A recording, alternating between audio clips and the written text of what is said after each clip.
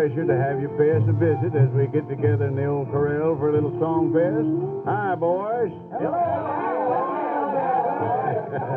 Well, if you folks will all just find yourself a comfortable spot up on the top rail and relax for a spell, all these boys of the Old West will hog tie and brand a few tunes for you.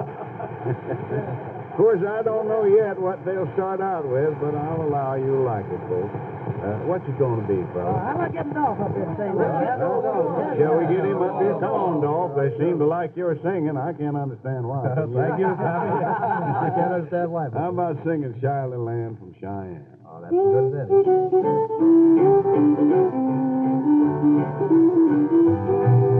She wears a big sombrero, the guitar kiss his hand.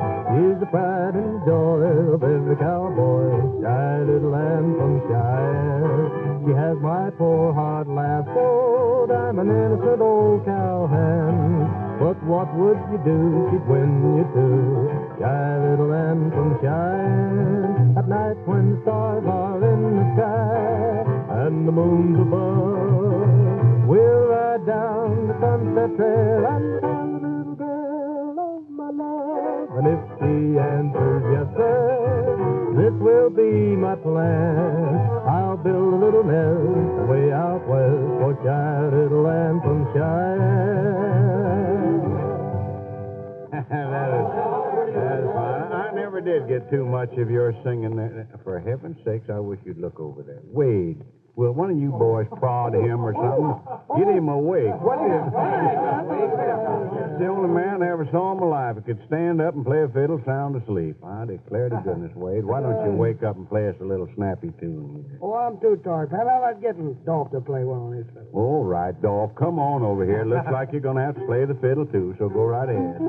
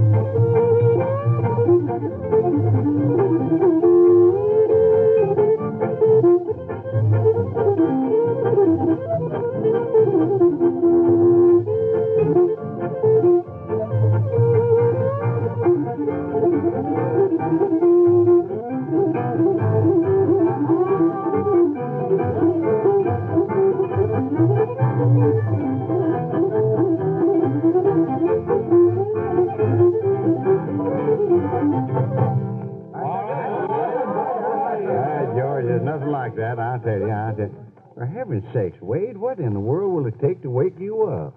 Well, Pep, when we have these stations, why don't you get Sally Foster over here? That'd keep me awake. It would, huh? Yeah, you're kidding out here. Well, Wade, Sally's here. Look, she's sitting right over there by that broken wagon there. See her right over there? Oh, is that? Oh, well, Sally,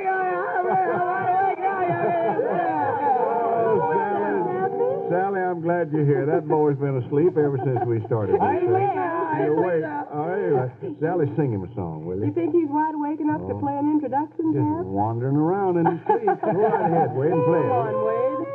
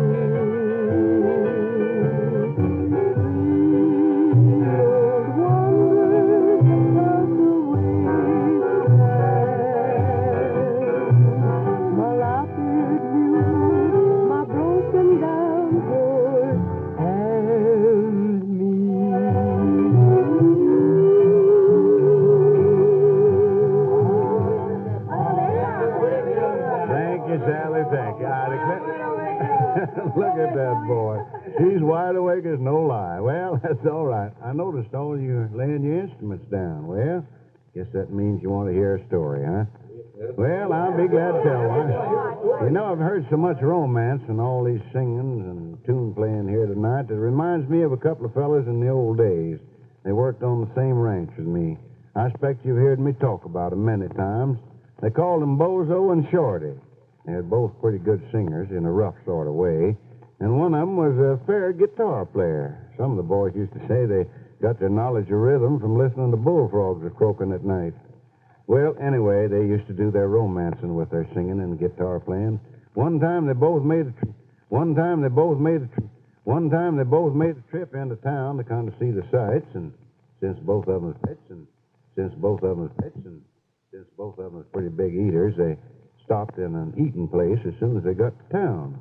This place was called the High Delight Restaurant, where they stopped, and that was where they met Lula Bell Benson. She owned the restaurant. Lula Bell was a blonde, blue-eyed, and just about as big around as both Bozo and Shorty put together. But her cooking, it just knocked those two waddies as dizzy as a pair of locoed hyenas. Well, pretty soon those two cowpokes was spending most of their time just sitting around the High Delight and strumming and singing romantic songs for all his worth. And it wasn't long till they both had asked her for her hand in marriage. Well, sir, Lula Bell didn't make no answer just then, but it was certain right off that Shorty was the Romeo on the balcony. But Shorty was a fickle sort of a critter. Once he had Lula Bell a-drooping cow eyes at him, he suddenly seemed to lose interest. And finally one day he says to Bozo, Bozo, I can see that you're caring a whole lot for Lula Bell, and I ain't going to stand in your way, pal. I'm going to leave the arena of romance to you. I'm retiring with victory in my grasp, he says. In brief, Bozo, Lula Bell is yours. I'm stepping out of the contest. Yes, sir, I'm leaving.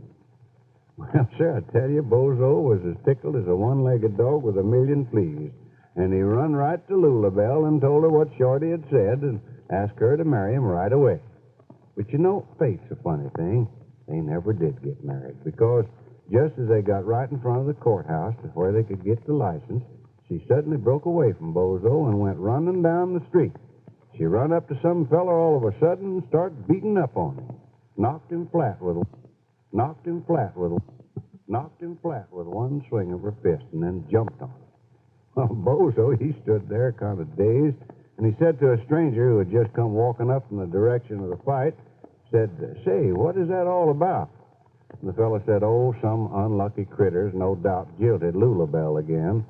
But I don't feel sorry for him. He'd be worse off if he married her. She beat her first husband blamed near to death one time because he lost $20 in the poker game. Yes, sir, fella, her husbands don't last long. Well, that was all Bozo wanted to hear. He jumped straddle of his pony and burned leather out of town. Never stopped till he got plumb back to the ranch. I think it was about 2 months after that Shorty come back to the ranch, too. And before he could get off of his horse, Bozo told him what a lucky fella he was. Told him all about what had happened, winding up by saying, Yes, sir, Shorty, she sure beat the daylights out of some poor critter. I could hear bones a-cracking for a block. And Shorty looked at him and said, Ain't it the truth? They just took the splints off my arms and the bandages off my head at the hospital this morning. And he got down off his horse and he limped toward the bunkhouse. And Bozo looked after him and he said, Lucky me. Look what romance done to him. Just looks like Shorty was born to lose.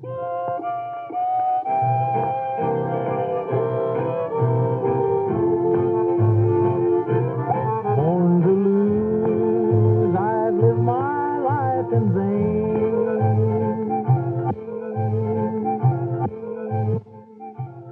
Every dream has only brought me pain.